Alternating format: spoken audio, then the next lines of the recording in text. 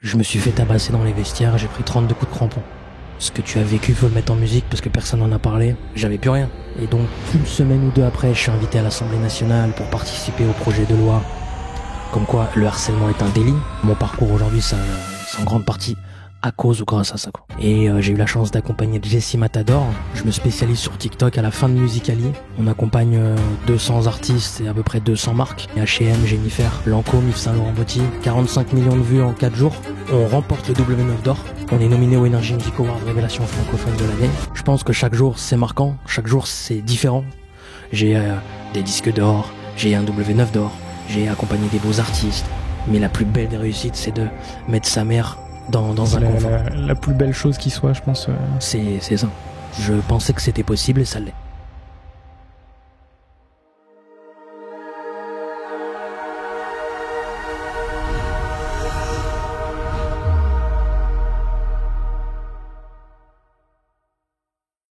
Bonjour à toutes et à tous et bienvenue sur Serial Entrepreneur, le podcast des entrepreneurs. Aujourd'hui, je suis très heureux de recevoir Marvin Darmon. Salut Marvin, comment tu vas ? Bonjour, comment ça va ?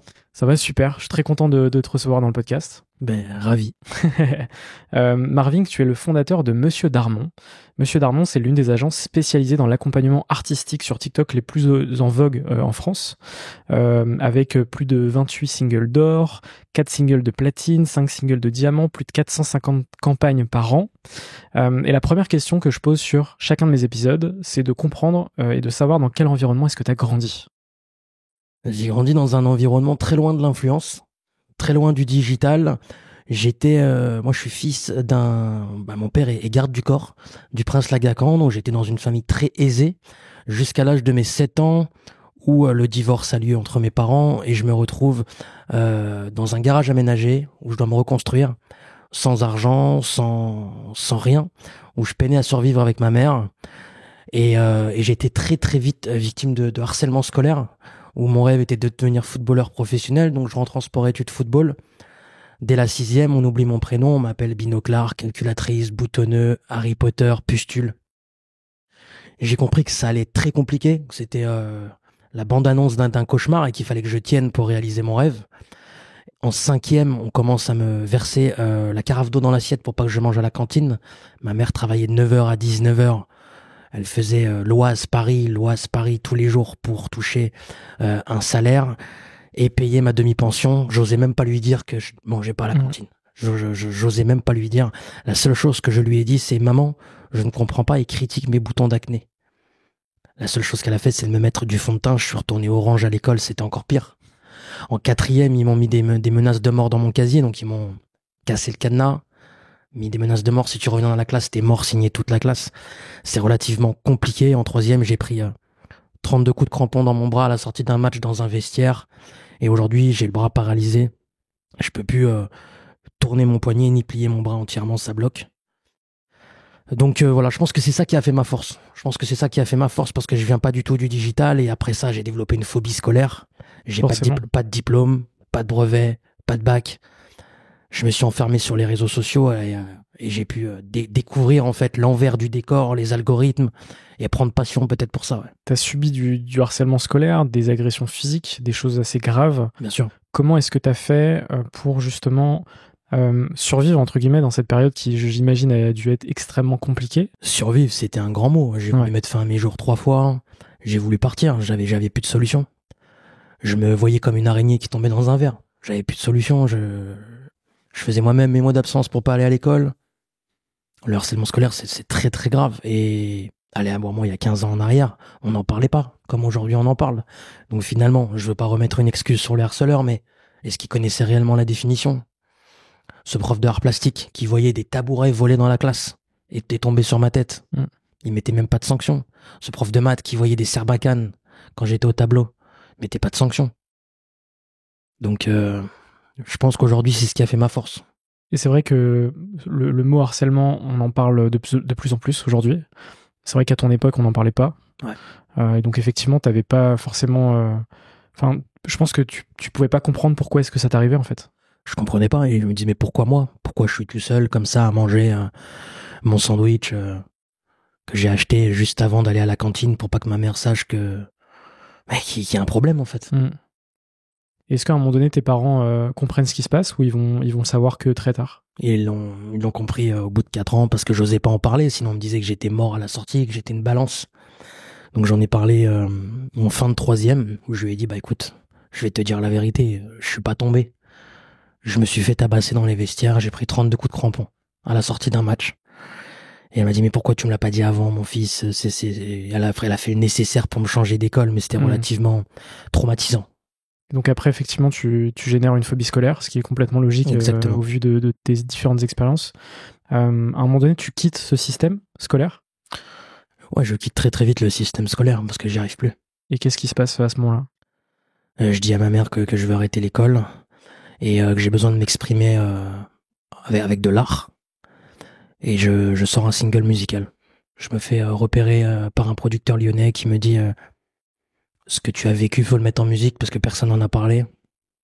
On était sur une ère où tout le monde le vivait, mais personne ne savait ce que c'était. Et quand j'ai commencé à l'exprimer sur Skyblog, un réseau social qui cartonnait à l'époque, des années 2000, ouais. Je suis de cette époque-là aussi. J'ai commencé à en parler et tout le monde a dit mais moi je le vis aussi. Et c'est là que j'ai compris qu'il fallait en parler. Et dans ma carrière musicale très courte, le temps d'un Vine, on peut dire, j'ai fait 2-3 singles qui ont été pertinents parce que j'ai pris la parole à la place de beaucoup. J'étais un peu le haut-parleur et le porte-parole de beaucoup. Et quand je l'ai sorti, ça a été 2-3 millions de vues très très vite. Et donc justement, beaucoup de gens se sont retrouvés dans les mots que tu as pu écrire justement dans tes paroles et dans ta musique et sur Skyblog. Donc cette carrière est très courte, musicale. En fait, j'aurais pu m'exprimer en faisant de la peinture, en faisant du théâtre, J'ai choisi la musique parce que c'est le moyen de communication le plus rapide. En 2 minutes 30, tu comprends ce qui se passe. Et comme je suis de nature, je suis pas chanteur du tout, je l'ai jamais revendiqué. J'ai voulu exprimer vraiment ce que je vivais. Et je me suis même dit au bout d'1 an et demi que c'était trop court. Donc j'ai fait autre chose. Qu'est-ce qui se passe après? J'ai écrit un livre. J'ai écrit un livre sur mon histoire qui fait 200 pages avec une boîte à outils à la fin, qui vient en aide aux harcelés, aux mamans d'harcelés, qui vient aussi mettre une silhouette sur les harceleurs. Pourquoi ce sont des harceleurs? Je trouve un peu toutes les solutions et les clés pour pouvoir déceler les problèmes. Et je fais un best-seller très très vite. Je suis invité sur tous les médias. C'est relativement dingue en fait. Je me dis de mon histoire, j'en deviens un peu un porte-parole. Mon histoire devient phénomène et vient aider ceux qui le vivent aujourd'hui. Et c'était un peu le but final à ça, quoi. Ce livre, il s'appelle comment? Plus jamais seul. Ok, donc on mettra aussi le lien en description. Et donc après cette carrière musicale assez courte, ce livre, qu'est-ce que tu fais après? Après, je commence à faire des conférences à l'international dans les collèges et lycées. Grâce à ce livre, j'ai eu la chance d'aller jusqu'à Bilbao dans un lycée français. J'ai fait une 70 établissements scolaires en France où je viens en aide sur le terrain aux jeunes harcelés ou même aux élèves tout court. Je leur fais comprendre la gravité. Et j'ai eu la chance que Brigitte Macron puisse prendre connaissance du livre, m'envoie un courrier pour me féliciter. Et donc, 1 semaine ou 2 après, je suis invité à l'Assemblée nationale pour participer au projet de loi comme quoi le harcèlement est un délit. Donc, ça m'amène quand même à des propositions folles. Enfin, d'un ancien harcelé, j'en viens à participer à la proposition de loi. Et après, je quitte un peu le milieu de l'éducation et du harcèlement scolaire pour me ranger en tant que beau-père de famille et d'entrepreneur. Mais je pense que ça a fait mon parcours aujourd'hui, c'est en grande partie à cause ou grâce à ça, quoi. Oui, c'est forgé justement sur ce que tu as pu vivre. On arrive justement à Monsieur Darmon, que tu crées en janvier 2019. Exactement. Un peu avant le Covid finalement. Exactement. Tu le crées dans ton garage aménagé en bureau à ce moment-là. Est-ce que tu peux me raconter un peu le tout début, les premières semaines dans ce garage? Ben, je fréquente une femme qui habite Bordeaux. On vivait chez ses parents et ses parents avaient une belle dépendance qui faisait 20-25 mètres carrés sur lequel j'ai fait un petit bureau et je me suis lancé. Très très vite j'ai été pris de goût par la musique parce que forcément j'en viens de là et j'ai eu la chance d'accompagner Jessie Matador qui a fait l'Eurovision et qui a été le premier à me faire confiance et me jeter dans le bain sans brassard. Il fallait que je tienne sur la durée. Sachant que c'est un milieu qui ça va très vite, beaucoup d'artistes, beaucoup de nouveaux artistes tous les ans. Il faut savoir se renouveler et c'était pas facile au début. Ouais. Comment est-ce que tu arrives à le convaincre, Jesse Matador? Parce qu'en premier artiste, c'est quand même un grand nom, parce que c'est quand même un artiste qui avait déjà fait des hits. Je lui ai dit, Jesse, j'ai pas de bagage, j'ai pas de diplôme, je suis sans rien, mais je pense que la plus belle le plus beau des diplômes et le plus beau des CV, c'est la motivation. Voilà, je peux avoir un bac plus 5 et ne pas être motivé, comme je peux avoir même pas le brevet et être très motivé. Ben, c'est mon cas, fais-moi confiance. On fait un test sur un mois et si t'es convaincu, on continue. Et il a été conquis. Et donc là, ton métier à ce moment-là, c'est quoi? J'étais son gestionnaire de réseaux sociaux, community manager, je faisais toutes les stratégies derrière. Et c'était relativement un gros succès. On a doublé les statistiques, doublé les chiffres de ces réseaux sociaux en très très peu de temps. Donc là, à ce moment-là, t'es sur tous les réseaux sociaux confondus, entre guillemets? Facebook surtout, puisque Ouais, c'était l'ère de Facebook. exactement. Et c'est vraiment là où on a travaillé. On a commencé à développer sa page à lui. Et après, il avait ouvert une salle de danse qui s'appelait Byfall Academy, qu'on a monté de 0 à 70 000 abonnés en même pas 2 mois. Et donc après la gestion de Jesse, qu'est-ce qui se passe? Il se passe que je me lance tout seul, en totale autonomie, en auto-entreprise. Et vient le Covid. Le Covid me fait exploser totalement parce que les artistes cherchaient un autre moyen de communication. C'est l'année où TikTok explose. C'est l'année où TikTok explose. C'est l'année où j'arrive avec un business plan très cohérent parce que les artistes aujourd'hui, les artistes sur scène, ils pouvaient plus y aller.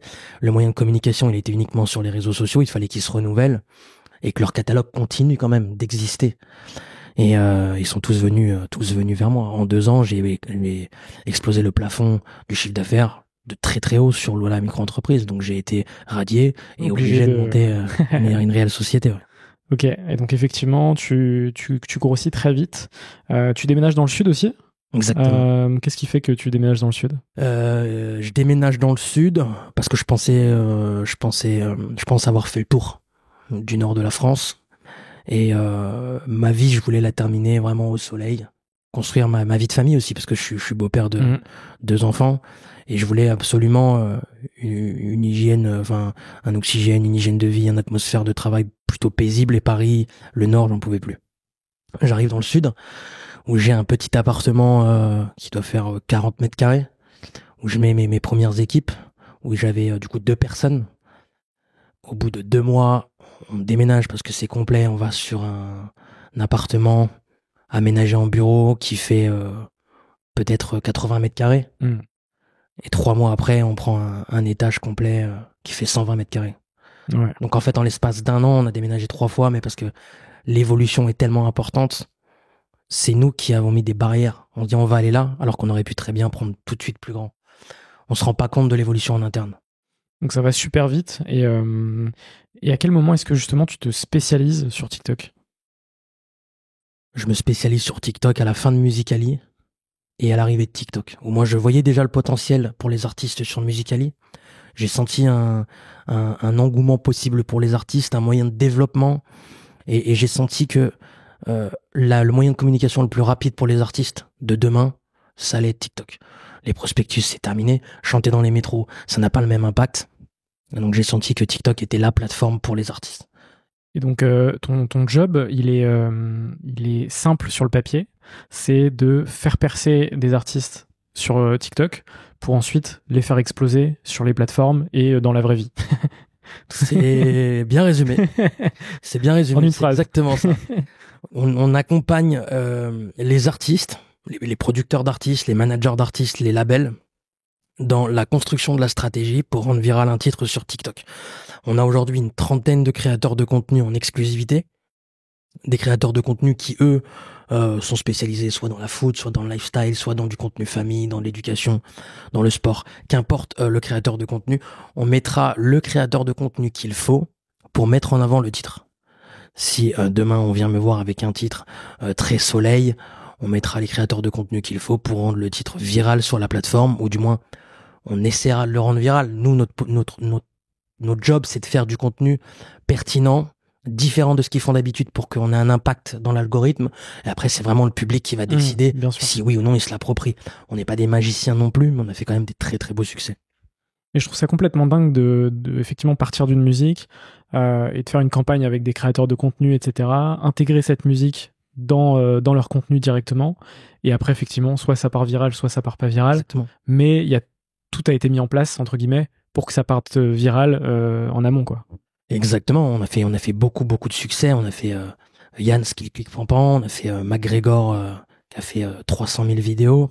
Du petit Mans qui pour la petite anecdote, son papa est venu me voir, ils m'ont dit on a enregistré un titre dans notre garage chez nous. Dis-moi ce que t'en penses, on n'est pas signé en label, donc les budgets sont restreints. Qu'est-ce qui est possible de faire?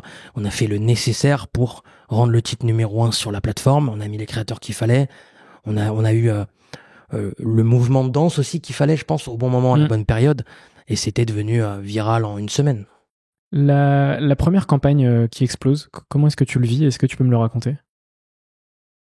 En fait, la première campagne qui explose, je le vis comme une récompense du travail depuis de longs mois, bien avant, et je le vis comme une consécration. Ça veut dire que je ne me suis pas trompé. Je pensais que c'était possible et ça l'est.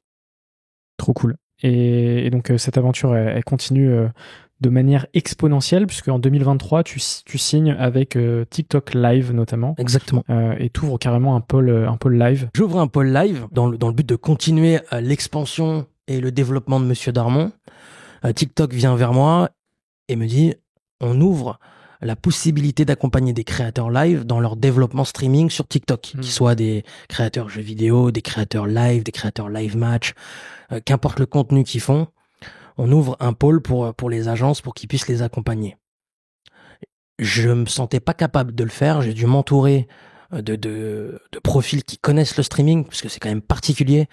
Moi, aujourd'hui, je maîtrise le sujet de l'influence, mais le streaming, c'est encore un sujet complètement différent. Et je l'ai bien compris. Donc, je me suis bien entouré. On a commencé réellement en novembre dernier, il y a un an maintenant. Et en un an, on est top 3 français, top 8 européens.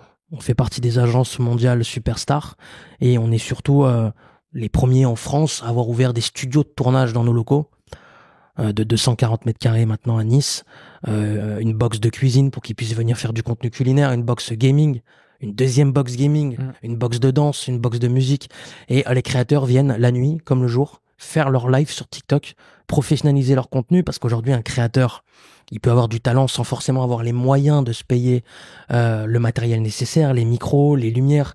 Et on a décidé de mettre ça en place pour les accompagner, les professionnaliser, les faire passer un cap au niveau de leurs revenus et de leur visibilité. Et ça a été un succès incroyable.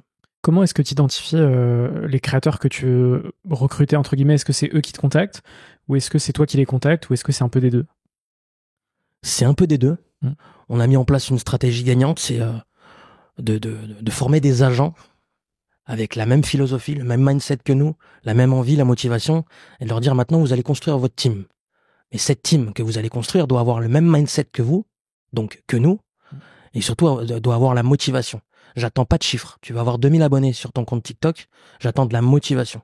Je préfère quelqu'un qui a 2000 abonnés, mais qui a envie de réussir, que quelqu'un qui a 100 000 abonnés, et qui est complètement irrégulier, et qui voit pas l'intérêt plus que ça derrière. De la même manière finalement qu'un Jesse Matador t'a fait confiance au début, basé sur ta motivation et sur ta détermination aussi. C'est exactement ça. Hein. La motivation ne fait pas tout. Ça fait beaucoup. Ça fait beaucoup, mais tu vois, c'est combiné à de la détermination. Exactement. Et il y a aussi un rythme effectivement qui est régulier, quoi. Et pour te dire, peut-être grâce à Jesse Matador aujourd'hui, grâce à mon passé, même quand je recrute sur mes entretiens d'embauche, en tant que gérant, je vois complètement les choses différemment. Ouais. Comment est-ce que justement tu passes d'entrepreneur à manager aussi, puisque en 2022 tu passes d'une équipe de 10 personnes, tu passes sur une équipe de 10 personnes. Comment est-ce que tu arrives justement sur un poste d'entrepreneur qui évolue et sur lequel tu manages en fait des gens? C'est relativement compliqué au début. Hein. T'imagines bien que c'est relativement compliqué parce que j'avais même pas 30 ans. Mes équipes en avaient 25, 26. On est une équipe dynamique et jeune, donc c'est relativement compliqué au début de se faire comprendre. Moi, je suis pas du tout RH à la base. Enfin, je viens pas de là. Et j'ai très très vite pris un mindset de partager des moments ensemble, de se dire les choses Et surtout, lors de mon recrutement, je recrute des gens qui ont envie. Je recrute pas sur le CV, je regarde juste s'il a le permis, où il habite, s'il est loin ou pas. Le fait qu'il ait fait l'école des beaux-arts ou l'école du bachelor, moi ça m'intéresse pas. Je regarde vraiment la motivation et la détermination en face. Ok, Tu hyper. peux avoir un bac +5 et ne pas avoir envie, tu peux avoir même pas le brevet et être déterminé. Ça a été le cas de mon parcours. Et je pense que j'en fais une généralité parce que tous les profils aujourd'hui qui sont chez Monsieur Darmon, c'est des profils qui on fait 2 millions d'euros en moins de 2 ans sans lever de fonds, sans mettre 1 euro de publicité sur les réseaux sociaux. J'ai jamais mis 1 euro de Google Ads. Ouais. C'est la force de mon équipe, je pense. Et j'en suis tellement fier de me dire, j'ai pas regardé où ils viennent, je les ai pris à la motivation, la détermination, je les ai poussés avec un mindset gagnant. Je leur ai expliqué comment fonctionnent les réseaux sociaux, je leur ai tout appris pour qu'au final on fasse 2 millions d'euros en moins de 2 ans sans mettre 1 euro de Google Ads. Moi, je veux trouver quelqu'un qui est capable de me dire je fais autant en partant de zéro. Ouais, je suis complètement d'accord avec ce que tu peux dire. Et puis même, en fait, c'est assez similaire avec l'entrepreneuriat en général. C'est que évidemment, les diplômes ne font pas la réussite d'un entrepreneur. Sur les 150 personnes qu'on a pu recevoir sur le podcast, il y en a beaucoup qui n'avaient pas de diplôme. Sur des confs que j'ai pu faire ces dernières semaines, parfois on me pose la question, est-ce que un diplôme, c'est un facteur de réussite dans l'entrepreneuriat? Et à chaque fois, je leur réponds absolument pas. Exactement. et au contraire, il y a beaucoup d'entrepreneurs qui réussissent et qui n'ont pas fait d'études, entre guillemets. Donc c'est très intéressant ce que tu me dis. En 2023, tu lances aussi ton label qui s'appelle Gabs and Joe. Exactement. Ce sont les prénoms de tes grands-parents, Gabriel Exactement. et Josette. Exactement. Est-ce que tu peux me raconter un peu les débuts et l'histoire de ce label? Je perds mon grand-père en 2022 d'un décès brutal, maladie d'Alzheimer, décès qui m'a beaucoup impacté. Ma grand-mère, le fait de se retrouver tout seul, plonge aussi, se retrouve en EHPAD, est très impacté. Donc je décide de leur rendre hommage en lançant un label. Étant passionné de musique, ayant accompagné énormément d'artistes sur la scène urbaine, on passe de Dadju, Taïk, Soul King, Nino, Jul, SCH, Black Eyed Peas, David Guetta, on l'a accompagné à Bercy. Après avoir fait le tour un peu du milieu musical et avoir forgé un carnet d'adresses assez solide, je décide de monter mon propre label. Donc la particularité de ce label, c'est que tu décides de n'accompagner que 2 artistes. Aujourd'hui, ça s'est bien développé, mais on a au départ, c'était ça en tout cas. On a commencé sur Anaïs Robin, oui. qui est une artiste qui a très vite rencontré son public, trouvé son public, rencontré l'engouement, mais très vite aussi ça s'est arrêté puisque malheureusement elle est décédée d'un accident de voiture. Paix à son âme, c'était une artiste qu'on adorait, que le public adorait, qui était faite pour briller. Aujourd'hui, elle brille de là-haut puisque tout le monde en a parlé de son départ. Elle a eu le succès qu'elle méritait.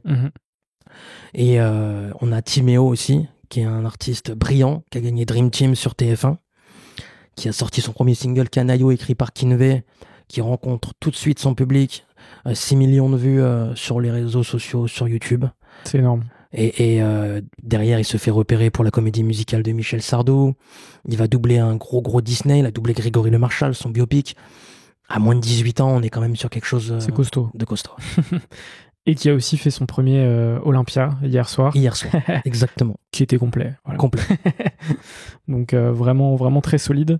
En 2024, donc cette année finalement, il y a quelques mois, tu deviens actionnaire du média Coup de Foudre. Pourquoi est-ce que tu t'intéresses aussi au fait d'investir dans des médias sur Internet?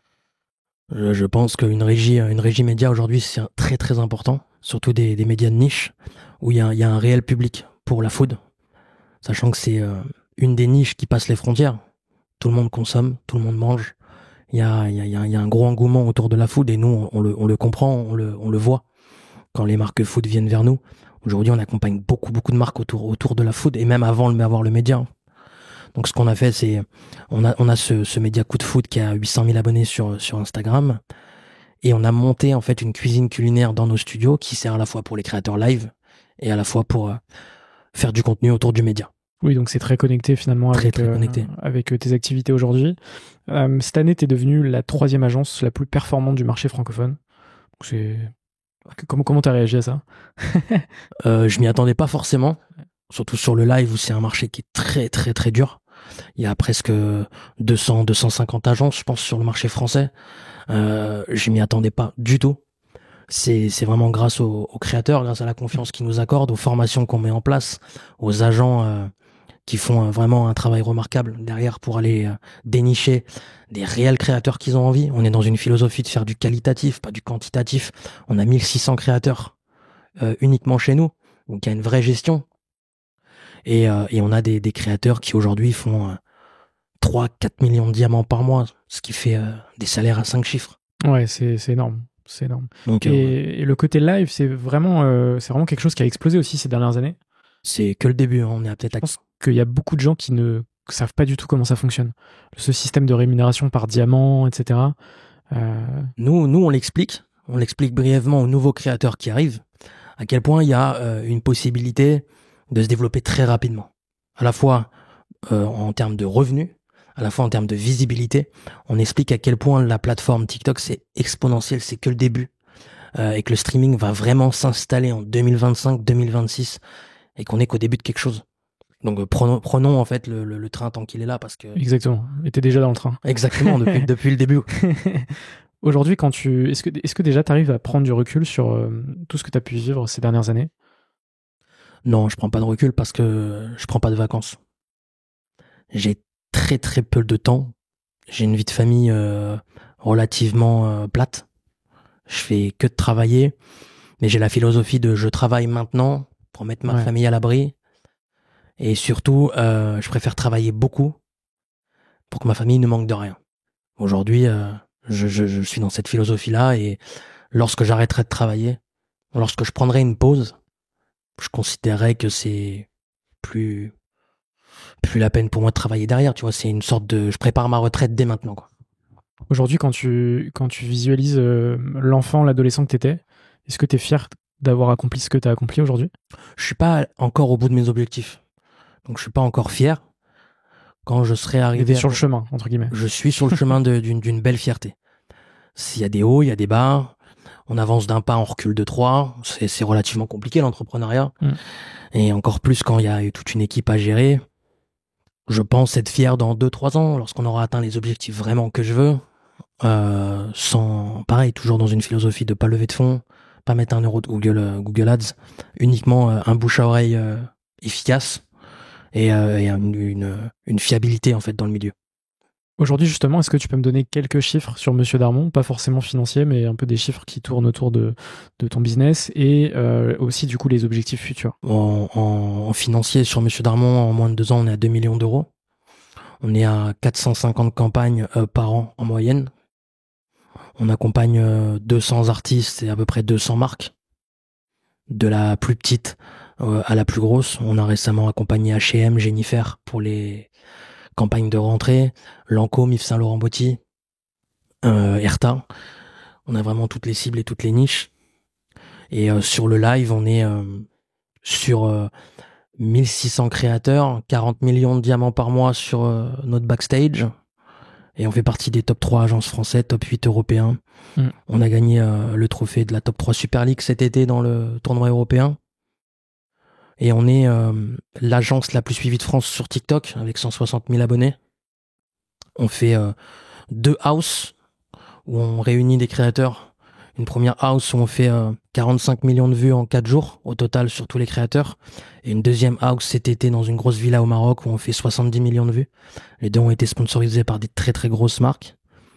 Et donc oui, on est sur un très très beau développement, hein. Ça fait que 2 ans. Si on calcule bien, ça fait 4 à 5 ans en comptant le moment où j'étais en auto-entreprise. Mais 2 ans en tant que gérant et avec des résultats comme celui-ci, quand je t'en parle, oui, effectivement, je suis fier. Très très heureux, très fier, mais on est qu'au début, je pense. Et les objectifs futurs, du coup, c'est quoi? C'est de doubler la capacité de mes équipes, les pousser encore plus haut pour qu'ils deviennent vraiment les leaders. Faut qu'on devienne vraiment leader en tout cas sur le marché de l'accompagnement musical, et qu'on s'installe très très vite auprès des marques. Et qu'on soit pas uniquement finisher, où on va mettre les créateurs de contenu, mais qu'on pilote aussi des budgets. Et à terme, oui, l'objectif, c'est aussi de doubler la capacité de nos studios de tournage pour qu'on puisse accueillir bien plus de créateurs. Aujourd'hui, on est en capacité d'accueillir 6 personnes dans nos locaux. L'objectif à terme, c'est d'en accompagner 12. 12 à 15. Il faut savoir qu'on a un planning, il live jour comme nuit. Donc on a des créateurs qui vont faire 2h, 5h du matin, des créateurs qui vont faire 9h, midi. Tout est quadrillé, géré. Donc ouais, l'objectif, c'est en tout cas en 2025, c'est celui-ci. Donc ça permettra de multiplier la force de frappe. Exactement. On va pouvoir passer à la partie bilan un peu de ton aventure, avec quelques petites questions. La première, c'est est-ce que tu peux me parler d'un moment qui a été très difficile dans ton aventure Monsieur Darmon? J'ai eu un moment très très difficile l'année dernière. Burn-out, dépression, de nouveau des idées sombres. Je donne ma confiance à un ami qui finalement ne me l'a pas rendu, rentre dans ma société, fait complètement tout et n'importe quoi au sein de ma société, la met dans des conditions particulières, et j'ai bien senti que mon bébé que j'ai créé, Monsieur Darmon, n'allait plus. On savait pas comment payer les salaires. J'ai compris qu'il fallait absolument que je remette vraiment toutes les forces en fait dans cette société pour la tenir debout. Il faut savoir que j'emploie des mères de famille. J'ai vraiment, ça va de 25 ans à 35, 37 ans. Quand j'ai des mères de famille dans mes locaux, je me dois de travailler parce que je sais à quel point le risque est important. Et lorsque cette personne est rentrée, elle prenait des décisions complètement dingues qui relatent de l'imaginaire. Et ça m'a fait très peur pour ma société. Je l'ai vu en perdre en chiffres, je l'ai vu perdre en vitesse, et je l'ai vu sombrer en fait. Je dormais plus la nuit, je prenais des cachets, j'étais pas bien. Et t'as réussi à contrebalancer ça? Il fallait que je le sorte de la société, que je trouve un accord avec lui pour contrebalancer, remonter la société, l'emmener où elle est aujourd'hui. Mais ça a été un travail où le soir je tournais autour de la maison à 2-3 heures du matin au téléphone pour trouver des solutions. Je dormais plus la nuit, ma femme elle dormait. À 3 heures du matin, j'étais encore en train de faire des vocaux sur WhatsApp pour trouver des solutions parce que j'y arrivais pas. C'était un gros coup bas. Il faut savoir que Monsieur Darmon, c'était ma seule société avant l'arrivée du label et de moi et de Molding. Ça veut dire que si je la faisais sombrer, si elle coulait, j'avais plus rien. Il fallait que je trouve une solution. Et parfois, mettre un associé, mettre autrui dans une société, c'est pas toujours bon, et je l'ai compris. Soit t'as la mentalité du partage et t'acceptes de prendre des idées et c'est cool. Soit t'es plus dans une mentalité de solopreneur et tu préfères appliquer tes idées, et si elles ne fonctionnent pas, tu t'en veux qu'à toi-même, que prendre celles des autres, et si elles fonctionnent pas, tu lui en voudras toute sa vie. Et donc moi je suis dans cette optique de je préfère me tromper par moi-même et en vouloir à personne. Et quand c'est ta boîte, quand t'es entrepreneur et que tu vois effectivement ta boîte sombrer à cause de quelqu'un ou de quelque chose, mais forcément que tu peux pas dormir sur tes deux oreilles. J'étais très mal. C'est impossible. Ouais. J'étais très mal. Les décisions étaient prises de manière complètement dingue. Je voyais les chiffres descendre en fait. Je voyais plus les chiffres descendre que monter.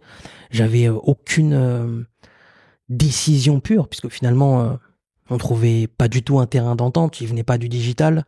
Il était plus dans l'investissement. Et il se rendait pas compte des risques. Et moi qui pilotais la boîte depuis le début, je comprenais pas ces décisions.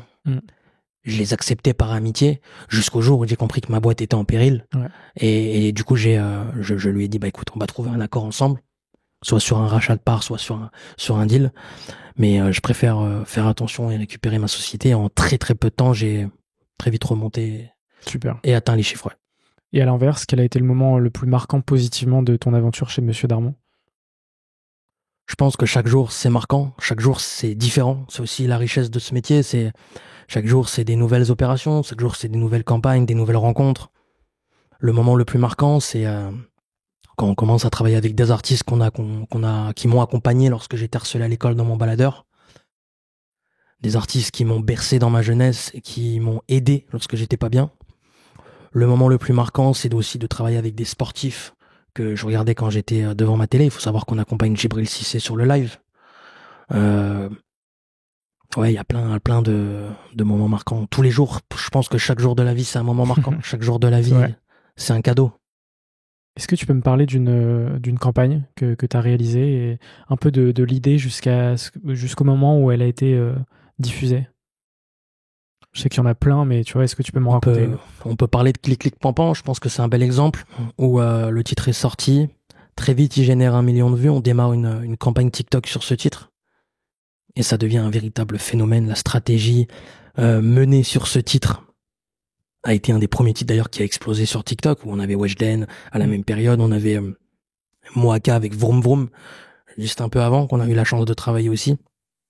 Mais Clic Clic Pampan a été tellement fort en impact qu'on a été nominé du coup au W9 d'or. On remporte le W9 d'or.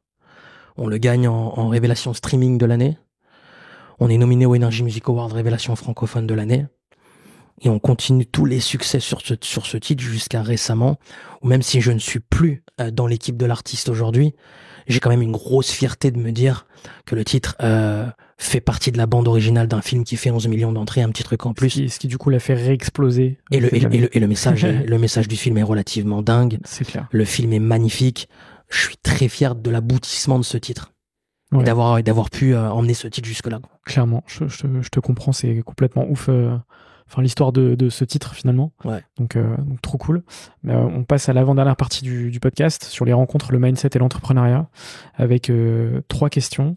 La première, c'est est-ce que tu peux me parler d'une rencontre qui a marqué ton aventure? Je rencontre tellement de monde et je pense que chaque profil que je rencontre est différent. Ils sont marquants à leur façon.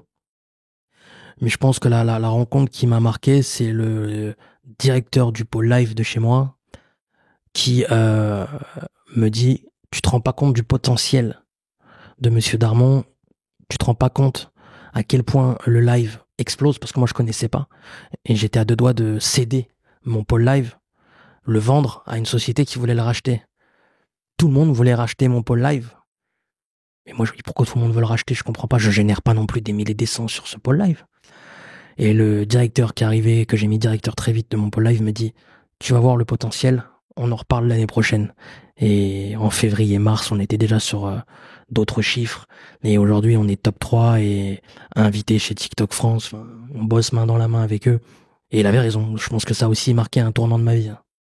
De toute façon, si à partir du moment où il y a des gens qui sont intéressés par le fait de le racheter, c'est que voilà, exactement, faut creuser un peu. Mais nous, étant donné qu'on a vraiment la tête dans le guidon, oui, on se rend pas compte du potentiel parfois qu'on met en place et ouais. Et c'est tout l'intérêt de bien s'entourer avec des gens qui justement exactement te permettront à un moment donné où t'as la tête dans le guidon de pouvoir ceux qui ont du recul mettent beaucoup dans la démarche, dans exactement. Qu'est-ce qui est le plus important pour toi dans l'entrepreneuriat, dans le fait d'entreprendre? Entreprendre, c'est la liberté. C'est prendre des décisions, c'est faire ce qu'on a envie, faire des projets, mener des aventures, des belles aventures humaines. Moi, c'est ma vision de l'entrepreneuriat, c'est faire ce que j'ai envie de faire. On n'a qu'une seule vie. L'entrepreneuriat, c'est comme la boxe. On prend des coups, on tombe, on se relève, on apprend. Et l'entrepreneuriat, c'est aussi accepter de partager des aventures. Que ce soit là dans mon cas avec des créateurs de contenu, on tisse des liens et franchement je recommande à tout le monde de prendre le risque au moins une fois dans sa vie de lancer une aventure à une quelconque échelle, que ce soit sur le digital ou sur le physique, mais tentez des choses. On se trompe, c'est pas grave. Tentez, essayez. Celui qui n'essaye pas, il ne sait pas. Et j'arrête pas de le dire. C'est tout l'objectif du podcast depuis 2017, c'est d'être le déclic pour des gens justement sur l'entrepreneuriat.